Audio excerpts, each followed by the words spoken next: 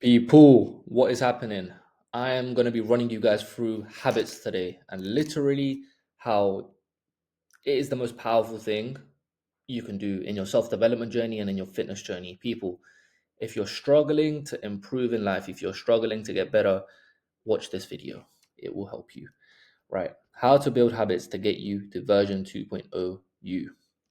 Right. I'm going to break down what are habits and why do they matter, right? All the successful people, right, and great achievers don't rely on motivation. They rely on systems, and those systems are just habits done consistently, right?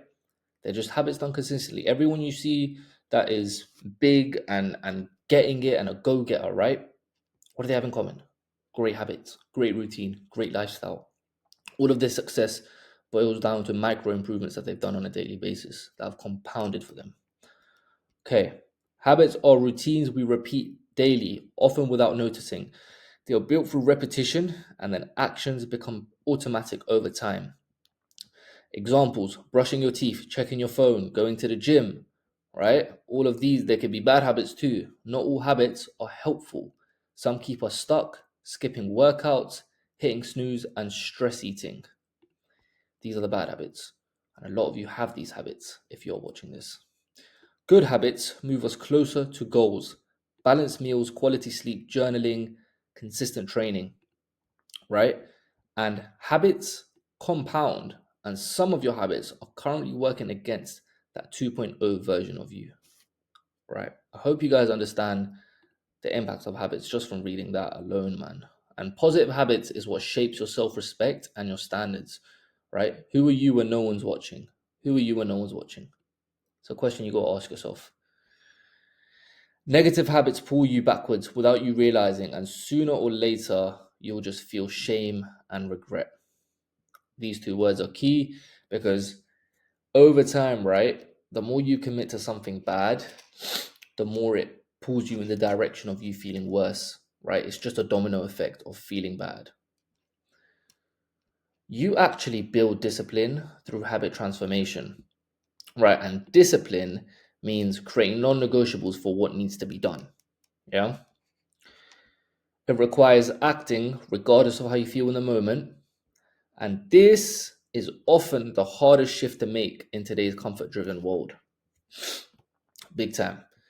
And so, what I'm trying to get at here is that habit and discipline, guys, go hand in hand with one another. They're like siblings. I use this as a metaphor, right? Discipline is the older brother, habit is the younger sister. Habit makes the process sustainable and easier over time. And repetition reduces resistance and builds consistency. And over time, actions like going to the gym feel natural instead of forced, right? So the reason you feel so much resistance between going to the gym is because you haven't made your habits align with your actions. That you, the kind of person that is comfortable going gym. Yes, there's going to be days where you're going to feel a lot of resistance, right? Like me, for example, I feel resistance, but my habits and my discipline allows me to go to the gym with less friction, with less resistance than you. And it all comes down to habits. That's why going to the gym will feel natural for me now. Like I don't need to force it. I know I just go to the gym. I know I train hard, but that's just the type of person and the habits that I've embedded. It all comes down to it, right? Habits train your mind and body to handle the urge to say no, right? A lot of us have a problem with like we literally lose against our own mind every single day, right? In some kind of plane, in some kind of circumstance. And so what habits does is it trains your mind to say no when things are tough, when things are bad, when you don't want to do something. And doing this eliminates the use of constant willpower because you have developed a process in which your mind simply cannot say no to, right? You've developed a process which your mind simply cannot say no to. Building unconscious habit changes and lifestyle switches creates a new identity and alters your perception in a meaningful way because it is more meaningful the act of the act of discipline becomes more favorable and there is less resistance, right? Because you've adopted a new self standard. This actionable method, guys, right, has saved me to come out of so many troubles, so much procrastination. It's nuts.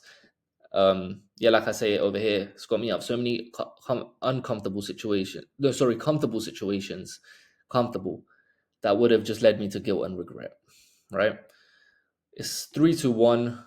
It's a rule that I've used that's built momentum for me for going gym and doing hard tasks. So this is how it works, right? From 3 to 1, you move. So on 1, when you wake up or when you're procrastinating, immediately count down 3, 2, 1 and take action right at 1. No overthinking, no negotiating with yourself. You just move, get up, and start. Yeah.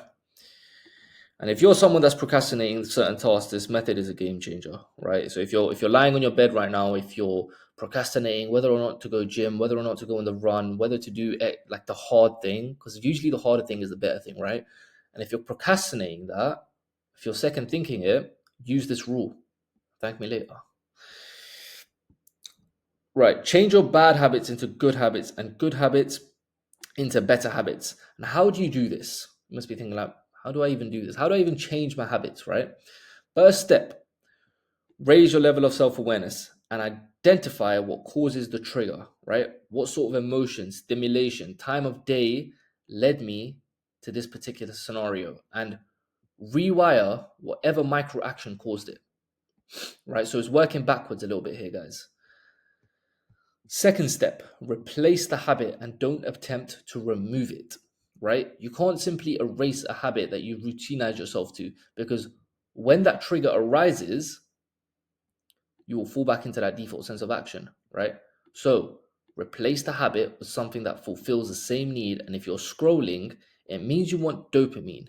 So using the 3 to 1 rule from earlier, right? This rule, this is just an example. You can break out of that sequence and go out for a walk for 10 minutes. It's as simple as that. It's as small and simple as that. And it may not feel as meaningful and as impactful, but do this for the next 3 months and you'll see, right? This way, you're getting physically active as well as replacing the type of dopamine you receive, right? Just imagine that you can make that cue every single time. How much better you will feel, look, and understand the power of your own mind. Third step, focus on micro improvements. I always say this, right? This is my quote, guys. The small things are the big things. They just have not yet been added up. Yeah?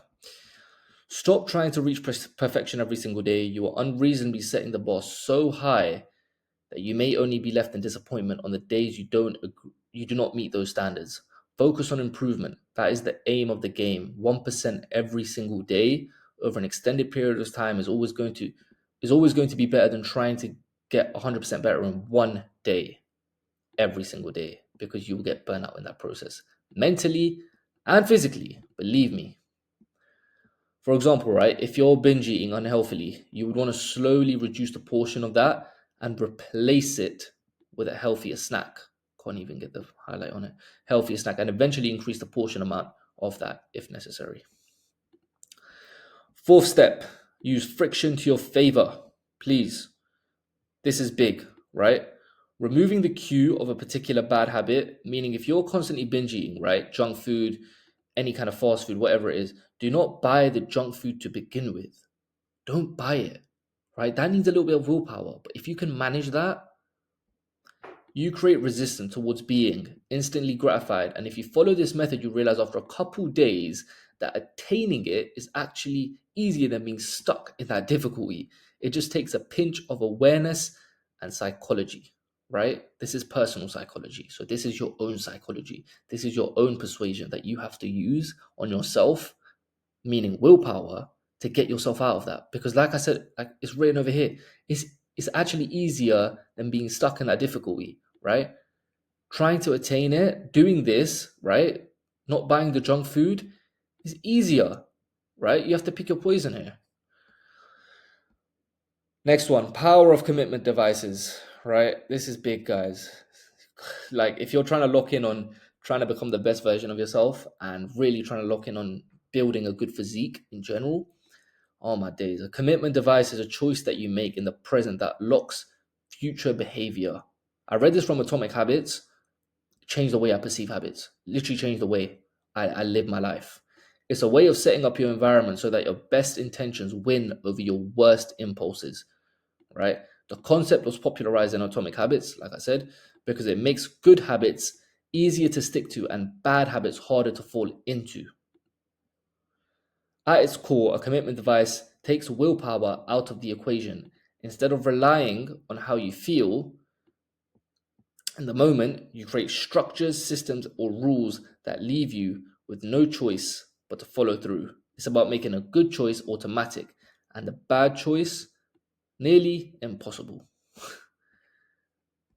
Right, some examples, guys, I'll give you, right, of commitment devices that you can implement literally today, tomorrow, in a couple hours, whenever. Fitness, right? Laying out your gym clothes the night before, or working with an online coach to accelerate your progression, aka me, or going to the gym with a friend who holds you accountable. Big time. Accountability partners are key, like especially in the gym, because the power of it essentially, like think about the last time you went by yourself versus the last time you went with a friend. How much more you pushed yourself, especially if that other person is better than you, is bigger than you, is fitter than you. Game changer. That's what also builds a little bit of consistency as well. But always learn how to go gym. Build up the willpower to always go by yourself as well. Don't always just rely on other people. And if I just relied on other people, I wouldn't have achieved my physique. Nutrition is another one, right? Only buy healthy food so that the junk food isn't even in your house, right? So working backwards sometimes is trying to work forward. Yeah.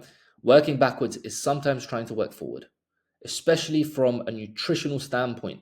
Most of you want to adopt better eating habits, and the first and the most easiest step is removing everything in your kitchen that causes you the most harm. Now, I say easiest step, and for some of you, that might be the hardest, but the hardest step is actually just making the choice. After that, it becomes easy. And that is what I meant, right? You just have to remove that friction. Productivity, using apps that block social media during work hours or leaving your phone in another room while working. Yeah, these are just some examples, guys. So essentially, commitment devices bridge the gap between wanting to change and actually changing, right? They put structure behind your intention so that your actions align with your goals.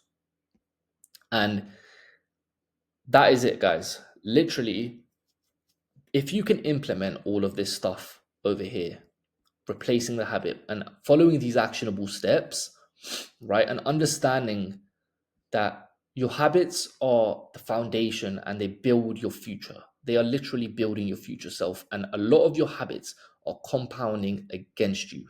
They are compounding against you. And you need to realize that that can't sustain. If you want to build that version 2.0 of you, snap out of it.